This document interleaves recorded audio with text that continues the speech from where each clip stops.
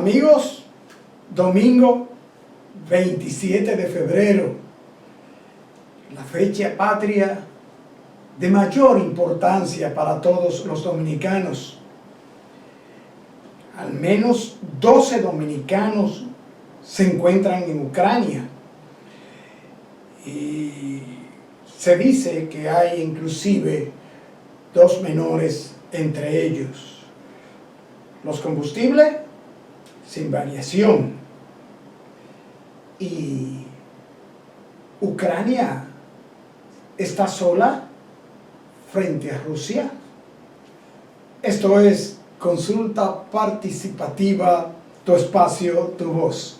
Saben ustedes que transmitimos a través de Carivisión, canales 26 de Claro, Altiz, 22 de Aster, y que estamos en este momento en la web a través de carivisión.online. Y amigos, que estamos en todas las redes sociales. Estamos en nuestro canal de YouTube, Consulta Participativa, al que le pedimos que vayan a YouTube, activen la campanita y se suscriban a nuestro canal para que reciban todo el contenido de Consulta Participativa de manera directa y especial. También estamos, amigos, en Instagram como @consultapar, en Instagram como Ricardo Opelman. Estamos en nuestra dirección electrónica consultaparticipativard@gmail.com. En Twitter estamos como @consultapar, en Facebook Consulta Participativa, y nuestro número de WhatsApp, nuestro número de contacto 809-769-4500. Escriban, contacten y seguro que le complaceremos en sus sugerencias y preguntas. Nosotros vamos a una pequeña pausa y retornamos de inmediato con nuestros comentarios.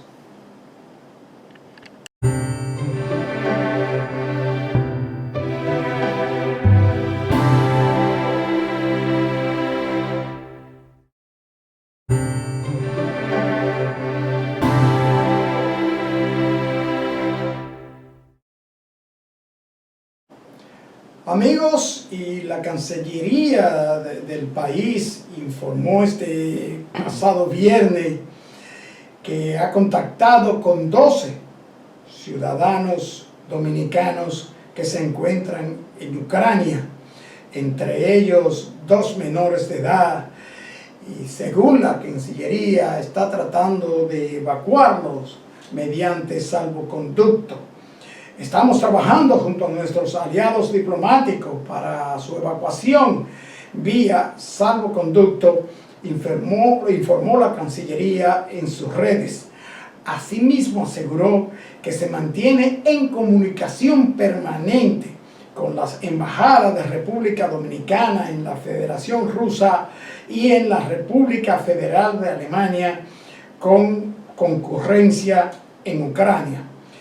Hay que recordar, amigos, que después de 2 meses de tensiones, Rusia lanzó esta semana que recién finaliza una operación militar en Ucrania que empezó con bombardeos en varios centros urbanos y continuó con el despliegue de tropas rusas en Ucrania, y según informaciones, ya estas tropas tienen cercada la ciudad de Kiev. Esto lo vemos con preocupación porque, quiérase o no, estas guerras que condicionan el suministro de combustible, de gas natural, de petróleo al mundo, pues encarecen estos hidrocarburos, estos combustibles, y seguro que afectarán a la República Dominicana. Estados Unidos impuso sanciones a Rusia en el orden económico, y los líderes de la Unión Europea han acordado un ambicioso paquete de sanciones contra Rusia, mientras que el presidente ucraniano se lamentó de que le han dejado solo en su país frente a Rusia. El presidente Volodymyr Zelensky lamentó que su país ha quedado completamente solo para defenderse ante la invasión rusa y al momento de su alocución en la que manifestaba su queja, se habían producido al menos 137 muertes en las primeras 24 horas después de la invasión rusa. Nos han dejado solos para defender nuestro Estado, dijo Zelensky en un video publicado en la cuenta presidencial, y se preguntó: ¿quién está dispuesto a combatir con nosotros? Y se contestó: no veo a nadie. ¿Quién está listo a dar a Ucrania la garantía de una adhesión a la OTAN? Todo el mundo tiene miedo en este momento, lamentó. El mandatario indicó que los muertos, unos 137 hasta el momento de su alocución, habían sido declarados como héroes y murieron durante el primer día de la ofensiva rusa, y que más de 600 personas han resultado heridos durante los enfrentamientos. El presidente decretó también una movilización militar general para tratar de contener la ofensiva rusa, que en menos de 24 horas desde su inicio se acercó y está en la capital, Kiev. Hemos recibido información de que grupos de sabotaje del enemigo ruso están cometiendo abusos y tropelías en Kiev. Alertó el presidente Zelensky. Pidió a los ciudadanos ucranianos estar vigilantes y respetar el toque de queda. El presidente indicó también que tanto él como su familia permanecen aún en Ucrania, aunque Moscú los haya identificado a él y a su familia como los objetivos número uno. Quieren destruir políticamente a Ucrania, destruyendo a su jefe de Estado, deploró el presidente. Amigos, este lamento del presidente Zelensky de Ucrania, pone de manifiesto que, según él, le han dejado solo luego de que los aliados pues prometieran una serie de ayudas y de cosas y de seguridades que impedirían esta invasión. Amigos, y como les decía, hoy 27 de febrero se celebra la independencia nacional.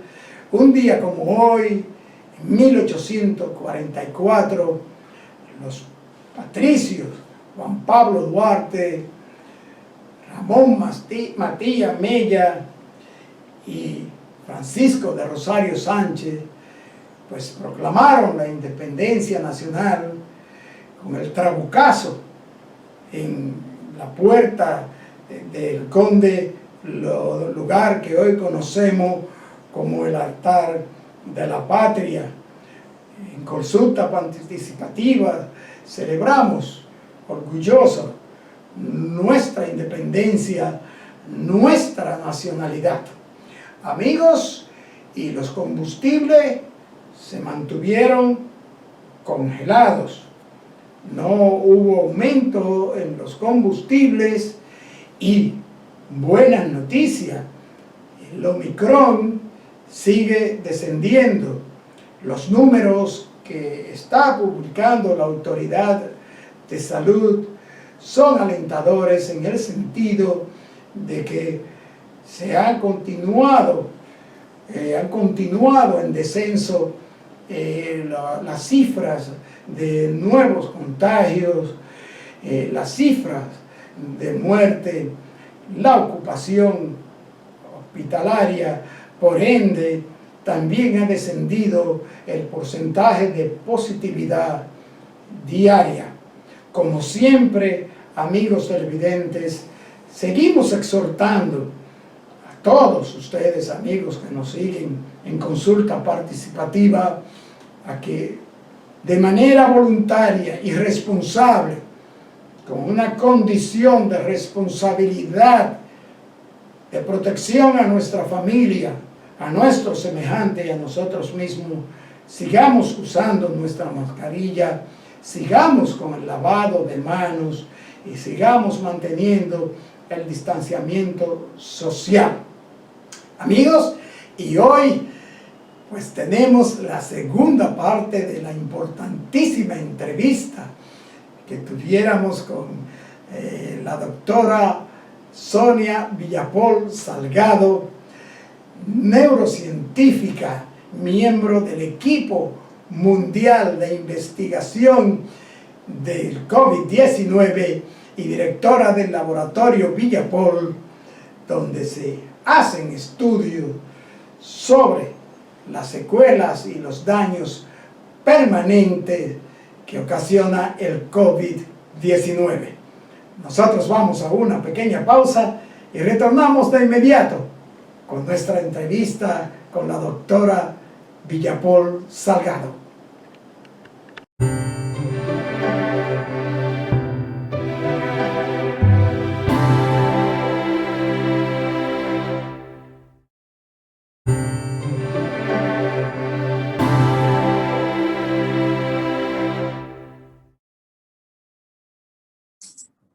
Bien, amigos televidentes, aquí nos encontramos dando la bienvenida nueva vez a la distinguida y estimada doctora Sonia Villapol Salgado en esta segunda entrega que habíamos prometido y que lo prometido es cumplido.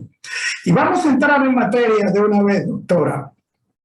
Doctora, la Organización Mundial de la Salud y la FDA en los Estados Unidos, organismos internacionales y locales de naciones han aprobado una serie de medicamentos para el tratamiento del COVID-19.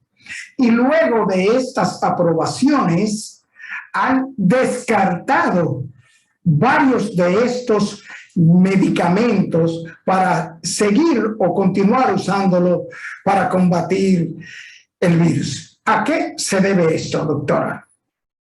Se debe a que en un estado, en un periodo de emergencia, pues los estudios iniciales que había de pocos pacientes que habían sido tratados con sus medicamentos, ¿no? Se habían publicado que había cierta mejora. No era la panacea, no era el medicamento impresionante y sí que funcionaban. Pero bueno, no se analizó los datos clínicos de por qué eran pacientes, por ejemplo, que se comparaban distintos grados de severidad. Es decir, vinieron más estudios y no había resultados, ¿no? Y vinieron más estudios y no había resultados. Entonces la FDA decidió, mira, esto funcionó en el primer estudio con un grupo pequeño de pacientes, pero ahora con más datos sabemos que eso no funciona, ¿no? Y se descartaron muchos, algunos, ninguno fue detrimente, es decir, ninguno causó daños ni nada por el estilo, que también había el miedo de esto, ¿no? A medida que fueron avanzando los tratamientos se fue conociendo más de la enfermedad. Y ahora sabemos que hay varios, hay los anticuerpos monoclonales, que el ritonavir y todo esto, hay el antiviral que sería el remdesivir, el molnupiravir, que es otro antibiótico, otro anticuerpo monoclonal que es en la fase inicial también de la enfermedad. Entonces hay algunos aprobados y que sí que demuestran que hay un 30% mejor de recuperación, y también depende, algunos son solo para la fase inicial de la enfermedad, cuando la COVID es moderada, especialmente en pacientes vulnerables, ¿no? Y otros se pueden aplicar solo cuando la COVID es grave, es decir, no funcionan siempre todos. Entonces hay que informarse, y en cada clínico, en cada país tendrán algunos aprobados. Estos son los que hay en Estados Unidos. Básicamente se restringen a los anticuerpos monoclonales y el remdesivir, que fue el que primero casi uno de los primeros que se empezó a impartir, ¿no? También se descartaron ya muchos otros, ¿no? Por el simple razón de que al venir más estudios se veía que esa diferencia que podría ser que era bueno o no, se vio que no quedaba igual, que era igual que el placebo. Entonces, obviamente hay que descartarlo, si no hace ningún tipo de bien, pues para qué. Pero otros sí que hay, por ejemplo, el rito martir hay un 88% de reducción en hospitalización, imagínense. Entonces hay algunos que sí que no, a partir del día 28, el primer mes, es decir, algunos que son muy buenos, porque son diseñados bueno, que atacan directamente a la replicación viral y hay que también cambiarlos y ajustarlos a las nuevas variantes, que ese ya es otro tema, igual que las vacunas, ¿no? Eso, doctora, eso pasó también con la hidroxicloroquina, la cloroquina, la ivermectina, pero Sí, la eso FDA ya hace también, 2 años, sí. sí, la FDA también ha autorizado el REGEM-COV y en un comunicado reciente, pues, informó y desautorizó el uso de este medicamento para el tratamiento del COVID. Sí, probablemente no seguí los casos de ese estudio, probablemente pues, sería por el mismo motivo, imagino. No pueden permitir, por ejemplo, el Remdesivir es un medicamento muy barato, pero los anticuerpos monoclonales son más caros, también se afectan en distintas fases de la enfermedad. Es decir, creo que, bueno, todo eso tienen que estar revisándolo y cuantos más estudios haya para un análisis tienen que reunirse y revisarlo y algunos pues determinar que es contraproducente o que no es beneficioso usarlos, ¿no? No sé en concreto cuál era el motivo real por qué lo quitaron, no me acuerdo. Doctora, según el equipo de investigación de ustedes, que han publicado unos trabajos interesantísimos, maravillosos, que ciertamente han servido de base y guía para muchas de las acciones que se han tomado en muchísimas naciones del mundo con respecto al COVID-19. Pero hay un patrón, recomienda el team de investigación algún patrón o catálogo de procedimientos para el seguimiento a las personas recuperadas del COVID y a las secuelas del COVID? Hay un patrón que es siempre el mismo, ¿no? Hay que seguir siempre, hay chequeos. Primero hay marcadores en sangre, entonces hay que hacer ese análisis de sangre, mirar bueno, los parámetros que nosotros determinamos, el dímero D, la ferritina sérica, la interleuquina, etcétera, etcétera, la procalcitonina, son marcadores que te indican si tienes cierta inflamación en tu sistema. Entonces puede ser un indicativo de sí que estás sufriendo COVID persistente, es decir, que los síntomas que tienes se deben a esa COVID persistente y luego hay todos tipos de rehabilitación dependiendo de los síntomas. Para los síntomas neurológicos, pues hay rehabilitación neurocognitiva, para los problemas cardiorrespiratorios, pues lo mismo. Entonces hay que acudir al especialista que corresponda y seguir el protocolo clínico. Doctora, he escuchado a más de un profesional de la salud aquí en nuestra tierra, psicólogos, psiquiatras, decir que estos síntomas post-COVID a nivel neurológico y a nivel de la conducta humana, el comportamiento, son mayormente provocados por ansiedad o depresión causada por el COVID. Exactamente, ¿no? Eso es lo que dicen. Y es una pena.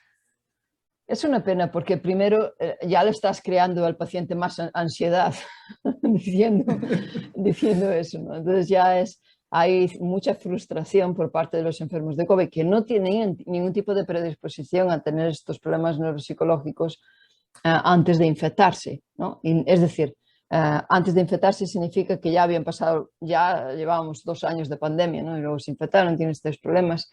Y esto hay muchos motivos de que la inflamación causa daños en regiones cerebrales que afectan a regiones que controlan estos procesos neuropsiquiátricos, ¿no? Tanto la depresión, fiebre, falta de sueño, problemas de salud mental que están asociados a la inflamación que te causó el virus en ciertas áreas del cerebro. Entonces, hay que pérdidas de memoria. Nadie tiene pérdidas de memoria por ansiedad. Es decir, eso es un efecto de la enfermedad. Y esto tienen que reconocerlo y no pueden mandar a los pacientes a casa y decirles que no miren televisión. Pues si no mirasen televisión no estarían mirando el programa que usted está produciendo y dirigiendo en entrevista y no se podrían informar de que realmente pues lo que pasa es que tienen problemas a causa del virus, no de que están deprimidos. Entonces, eso hay que informarse, buenas fuentes o leer sobre el tema, obviamente, pero eso es un daño enorme que los médicos están haciendo a los pacientes y que hay que analizar, hay que escucharlos primero, ¿no? Obviamente sí, alguna persona puede tener depresión, ansiedad sin haberse infectado. Vale, ¿no? Pero eso es muy distinto a alguien que pasó la enfermedad y luego le aparecen síntomas y entre ellos los neurológicos. Entonces hay que tratarlos y hay muchas maneras de tratar a estos pacientes, ¿no? Entonces hay que seguir un protocolo de actuación adecuado y no mandarlos a casa y que tomen cualquier droga que no está bien asignada. Bueno, doctora, hemos visto que recientemente en España el asunto de que hay una alarma en cuanto a el índice de suicidio y que estos suicidios suceden mayormente en los jóvenes que toman esta decisión fatal. ¿Tendría que ver o podríamos descartar entonces que estos son por las secuelas del COVID, estas actitudes suicidas? Habría que analizar todo, ¿no? Pero no ser escuchados es lo que más le duele a los pacientes, ¿no? Cualquier tipo de paciente, y más si es un paciente con problemas neuropsiquiátricos. No ser escuchado y atendido por los profesionales de salud es lo peor, es lo peor, el peor que puedes hacer, ¿no? Entonces eso es importante y hay que escuchar y mirar puede ser, quién sabe, ¿no? Habría que hacer un estudio epidemiológico realmente de porcentajes y números y cuántos de estos suicidios fueron bueno, pues estas personas habían sido infectadas y estaban sufriendo COVID persistente. No se sabe y no podemos decirlo ahora con datos. Sabemos, por ejemplo, que la gripe del año 1918, ¿no? Sabemos que hubo personas bueno, los sobrevivientes que tenían problemas neuropsiquiátricos y alta tasa de suicidios hasta 4 años después de la pandemia. Y eso está escrito, ¿no? Sabemos, por ejemplo, que el otro coronavirus, el SARS-1, que no fue pandemia ni nada, afectó muy poca gente, bueno, así, una epidemia. Hay un seguimiento de los pacientes del SARS-1 y se veía que todos los problemas de COVID persistente, más o menos, todos se resolvían a un año y medio, después 2 años como mucho. Todos estos problemas de respiración, de fatiga, dolor en el pecho, cardiovasculares, no sé qué. Pero hay un artículo que he publicado que hubo hasta un seguimiento de 4 años después y los síntomas que persistían y que las personas seguían enfermas en los problemas neuropsiquiátricos. ¿No? Estos no se marchaban. Doctora, gracias al Altísimo, ustedes, los científicos, se dispusieron a estudiar, a investigar sobre este virus que naciendo parecía inofensivo, pero que luego se convirtió en un agente de enfermedad, muerte, luto y dolor a nivel mundial. Y han concentrado como el team que usted pertenece, que gracias a Dios que están ahí y están trabajando, han concentrado los esfuerzos en investigar y combatir el campo del COVID-19. Por ejemplo, doctora, en su campo de investigación anteriormente se centraba en recuperar las lesiones cerebrales o enfermedades neurodegenerativas, modulando los procesos inflamatorios. Se ha descuidado la investigación de otras enfermedades y o afecciones de salud por seguir la investigación y el combate al COVID-19? Probablemente.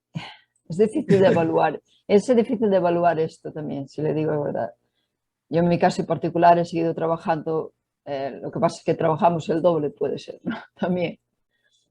Mis proyectos anteriores no se han parado he fortalecido muchas líneas de investigación gracias a la investigación que generé con el COVID. Es decir, le pongo un ejemplo. A raíz de las vacunas, pues las vacunas de ARN se encapsularon estas nanopartículas, ¿no? Pues a raíz de esta investigación y de estos avances, pues hubo más motivación en mi laboratorio para hacer nanopartículas que contenían fármacos, tratamientos para daños cerebrales, por ejemplo. Entonces hubo un avance muy grande en mi investigación de daños cerebrales para tratamientos de drug delivery y todo esto, a raíz también de las vacunas de COVID. Fíjese qué cosas tan distintas, ¿no? Pero yo creo que va, yo no creo, fíjese, aquí, por ejemplo, bueno, mucha gente no todos los científicos se centraron en la COVID, para nada, y mucha gente también avanzó mucho. Dese cuenta, mucha gente estuvo en casa escribiendo proyectos y trabajando en sus investigaciones más que nunca. Hay gente que avanzó muchísimo en sus investigaciones de sus proyectos, que eso no se esperaba, ¿no? Salimos de la rutina, esto hubo que reinventarse y mucha gente salió muy beneficiosa, ¿no? Y bien, yo creo que de la COVID, el ritmo de investigación que llevamos, aprendimos muchas cosas que estamos aplicando a los proyectos anteriores que teníamos. No creo que hubo una desventaja. Obviamente, estuvimos muy entretenidos con esta enfermedad y probablemente algunos avances se bloquearon porque es que la ciencia estuvo bloqueada también a raíz de la pandemia, ¿no? Que hubo laboratorios cerrados, etcétera. Pero yo creo que salimos reforzados de todo esto. Quiero verlo así, si no ya sería muy deprimente, ¿no?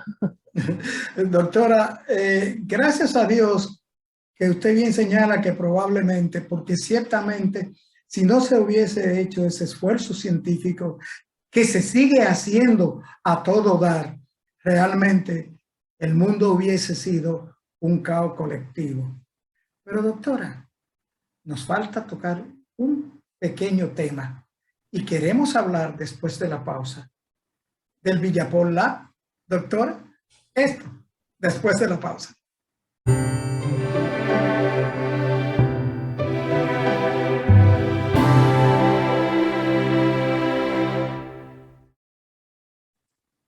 Doctora, hemos tocado, por así decirlo, casi en extenso, el tema del COVID-19 y creo que ciertamente hemos llegado a decirle a la gente, a los televidentes y las televidentes de consulta participativa,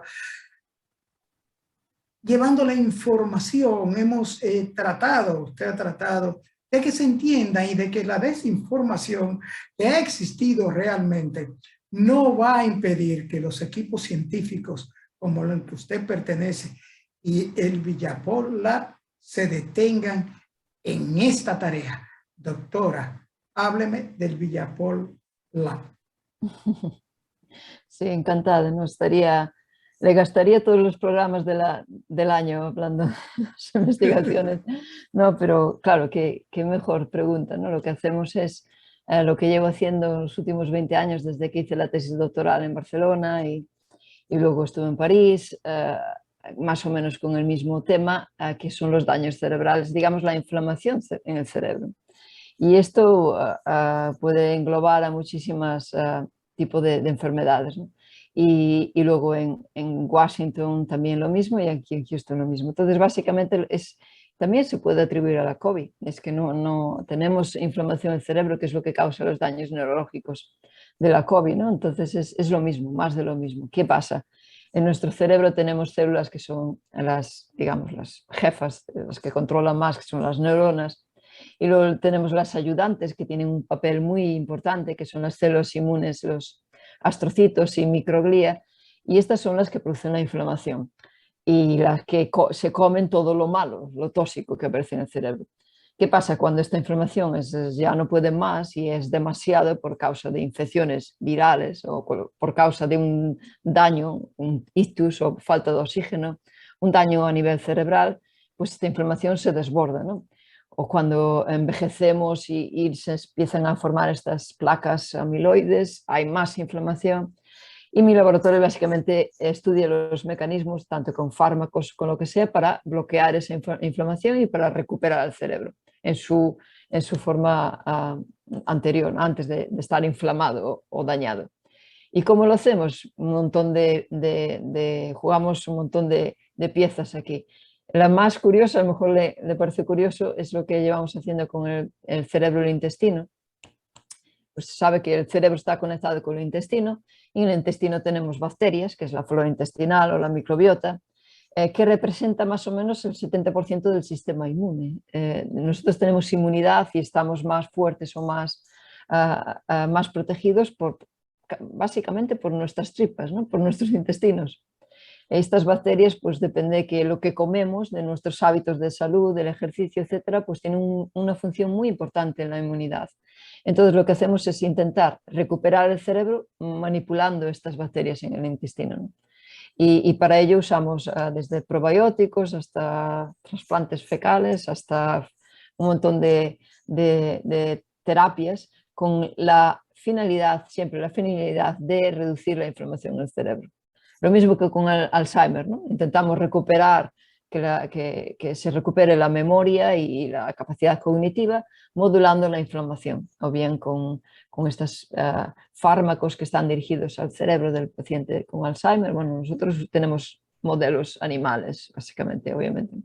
Tenemos solo un estudio clínico y ya está. Y a partir de ahí, bueno, un montón de pequeños estudios que son ramificaciones y puntualizaciones de la idea general, que es eliminar toda esta inflamación que nos hace envejecer, que nos hace sentirnos enfermos, tener problemas neurológicos, problemas motores, etcétera, etcétera. Esto de la bacteria y la conexión del cerebro con los intestinos, doctora. ¿Estas bacterias pudieran afectar el cerebro, bacterias adquiridas a través del tracto, en el tracto intestinal, el tracto digestivo, pudieran afectar el cerebro de manera de dañarlo de manera permanente y letal? Sí, letal. Bien, es un poco arriesgado decirse, pero puede ser la causa, ¿no? Hay muchos estudios, por ejemplo, ¿no?, que dicen que la causa de Parkinson es por la proteína sinonucleína que está producida por ciertas bacterias en nuestros intestinos, que se libera y que se transmite a través del nervio vago a una región específica del cerebro y allí se daña las neuronas y produce Parkinson. Fíjese, ¿no? Es una hipótesis que se está explorando y podría ser una de las causas, ¿no? Hay muchas enfermedades que no tenemos ni idea de las causas. Muchas enfermedades neurológicas que no sabemos por qué ocurrieron. La microbiota de la flora intestinal está siendo ahora mismo actualmente la diana del origen de muchas enfermedades. Y no solo el cerebro, desde cánceres de hígado, de pulmón, hay un montón de patologías también en el cerebro, sobre todo, por ejemplo, las enfermedades gastrointestinales, la enfermedad de Crohn, la enfermedad celíaca. Eso se piensa que pueden ser originarias de tener un origen bacteriano por las alteraciones de la microbiota. ¿Y por qué? Pues bien, pues dieta, hábitos de vida o algún tipo de alteración, el uso exagerado de algún antibiótico que eliminó alguna bacteria buena y se reemplazó por una mala, cualquier factor. Pero la raíz de causar esta inflamación o estos productos tóxicos son estas bacterias que están todo el día produciendo citoquinas, produciendo neurotransmisores y componentes que a veces son buenos y otras veces son malos. Entonces ahí está la clave, ¿no? Doctora, en el caso específico, usted mencionó la enfermedad de Crohn, que hemos visto personas cercanas a padecer esta enfermedad y realmente es tremenda. Dicen que es crónica, no se cura. Pero en el caso específico, doctora, del Alzheimer, la esclerosis múltiple y el mar de Parkinson, ¿son estas patologías también causadas por problemas degenerativos y o por bacterias? Sí, mire, por ejemplo, en la enfermedad de Crohn ya hay casos clínicos que demuestran que una persona, un paciente crónico con enfermedad de Crohn, recibió un trasplante fecal, es decir, se eliminó toda la flora bacteriana de sus intestinos y se restauró con flora bacteriana de otro paciente o de una mujer, su mujer o alguien que convivía y se curaron, ¿no? Es decir, que así de sencillo, ¿no? De un día para otro hay que estudiar más y avanzar un poco más en los tipos de tratamientos y cómo esto ocurriría, en qué condiciones, pero yo creo que la enfermedad de Crohn realmente tiene, la fluorobacteriana tiene un factor muy importante. Y en las otras, bueno, hay muchas hipótesis, ¿no? Hay un factor genético muy importante. La esclerosis múltiple, por ejemplo, sabe que hace unos días apareció un artículo demostrando que en general, bueno, que se intuía que el origen podría ser del virus, que es otro virus inflamatorio, del herpes, Sí. que causaba que las personas que habían reactivado este virus en su sistema, pues podrían causar la esclerosis a largo plazo. Esto es un poco, bueno, estadísticamente es así, pero bueno, a lo mejor ese virus se reactivó por otros motivos, ¿no? Porque concretamente estos millones, estos miles de personas eran personas que trabajan en el Army, ¿no? En el ejército. Y estas personas reciben daños cerebrales todo el tiempo. Los daños cerebrales inducen inflamación, ¿no? Entonces, y la inflamación lleva a enfermedades neurodegenerativas. Esto es muy complejo, una enfermedad no se puede categorizar, pues bueno, aparece así. Para saber cuál es la raíz realmente, no siempre es una, no siempre es exclusivamente una. Hay una predisposición genética, hay una predisposición metabólica y luego hay probablemente, ¿no?, hábitos de cada persona que alteran todo. Y, por ejemplo, una persona que fuma, usted me sabe, ¿no? Es decir, son muchos factores juntos y yo creo que la acumulación de todos es lo que hace que haya una vía o no. Pero que algo es cierto es que la flora bacteriana, la microbiota, el microbioma que tenemos, cada uno tiene el suyo, como tener un código de barras, es como algo que no tenemos la información. Usted no sabe cuántas bacterias tiene y qué tipo de bacterias, y yo tampoco, porque no hay eso hoy en día. En un futuro nos van a decir, mire, tiene usted esta lista de bacterias, esta de aquí le está causando este daño, hay que eliminarla, tomes esto y así, ¿no? Esto va a ser la medicina personalizada del futuro. Y por hacer ese cambio en esa bacteria, a lo mejor usted no se le desencadena esta enfermedad. Eso no es ciencia ficción, eso es lo que va a ser así, ¿no? O como las bacterias, otro tipo de medicina personalizada que se cree a nivel de sanguíneo, etcétera. Y puede que esa fuera una raíz, pero no tenemos a nuestro alcance de manera realista ahora toda esta información, ¿no? Pero va a ocurrir en un futuro, sin duda. Doctora, ictus, aquí le dicen derrames cerebrales, accidentes cerebrovasculares y trauma por golpes y o por cirugías en el cerebro. ¿Son recuperables o no? Estamos en eso, estamos en eso. Los ictus es distinto, hay una recuperación muy grande si se aplica un tratamiento plasminógeno y, bueno, y otros tratamientos que están ahora en marcha en un abanico temporal, una terapia bastante rápida, ¿no? Tiene que ser las primeras horas después de producirse. Y sí que se recupera bastante, ¿no? Bastantes células, neuronas que pueden perderse y no regenerarse, pero sí que hay una recuperación.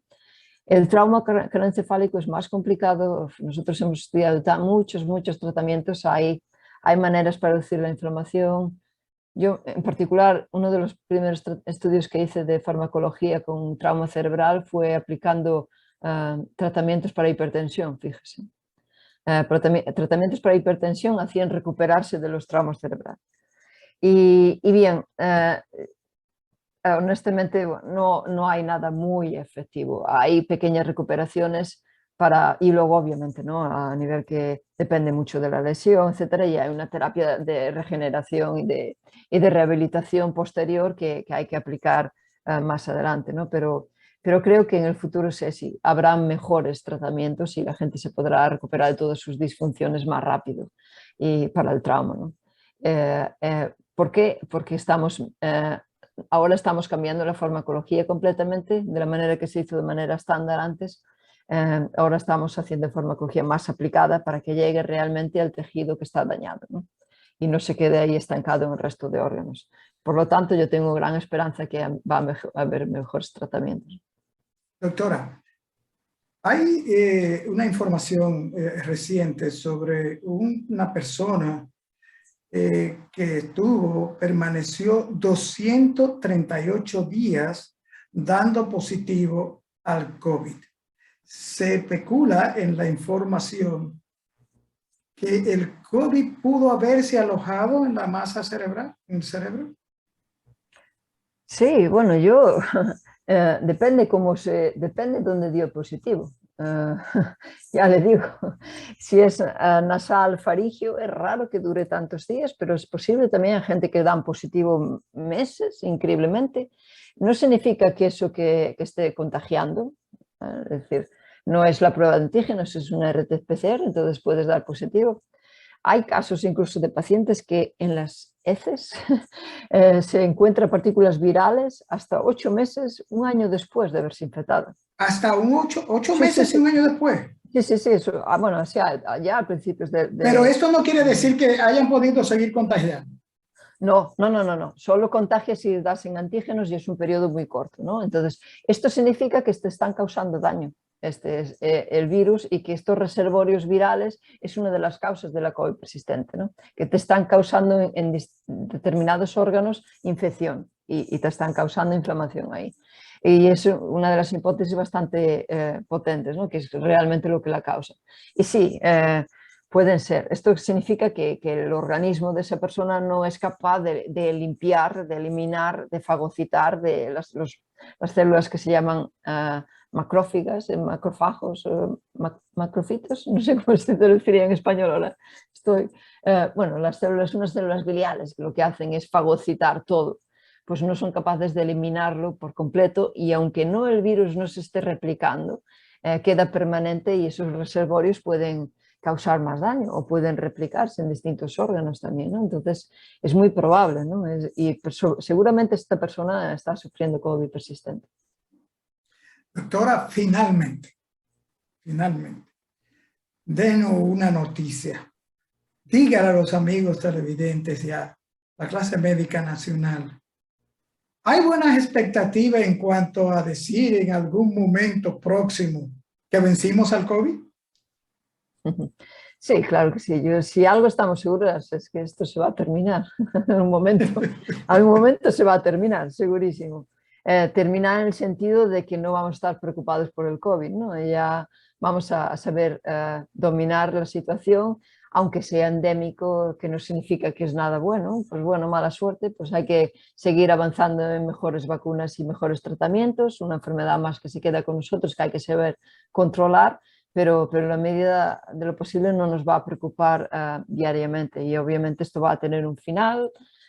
Mucha gente está especulando que después de esta onda que baje, pues bueno, si a lo mejor en el verano y este año vamos a normalizar muchos factores, porque tenemos ya una inmunidad adquirida casi a nivel global, aunque hay países que no tanto.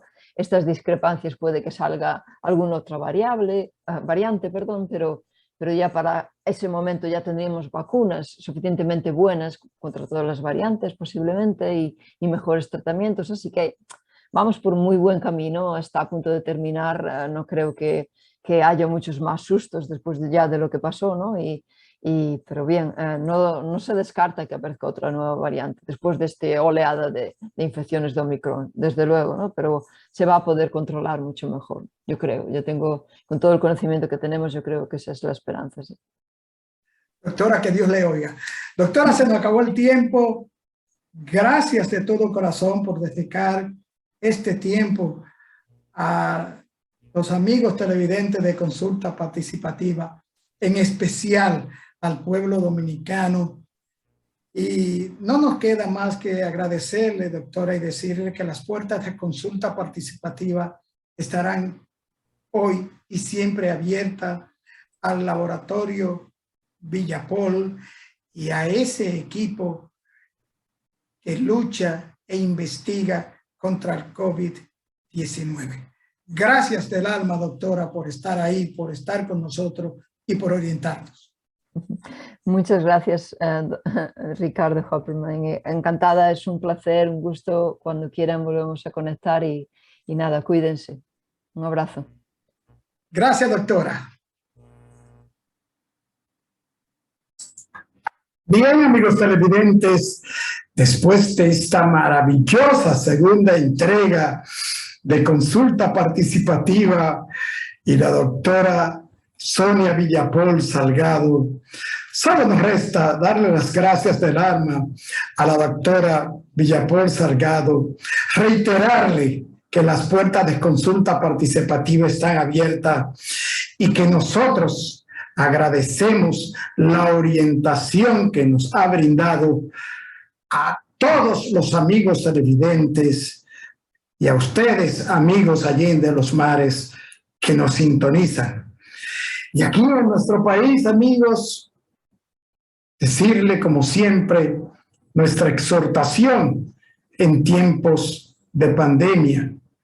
Si bien es cierto que la quinta ola del COVID-19 y su variante Omicron han, por así decirlo, desaparecido en el sentido de que se han reducido a su mínima expresión, la realidad es que el COVID no se ha ido, que el COVID sigue presente en el globo terráqueo completo y que las autoridades de salud del país variaron las medidas restrictivas en cuanto a la obligatoriedad de la mascarilla en lugares públicos. Nosotros les exhortamos a que por su protección, por la protección de los demás y de su familia, continuemos usando nuestra mascarilla a manera de continuar cooperando y siendo una herramienta de protección y salud para los demás, que continuemos con el lavado de manos y continuemos con el distanciamiento social. Si no es imperativo, permanecer más tiempo en casa con los nuestros y con nuestras familias. Amigos televidentes, nos vemos en la próxima entrega.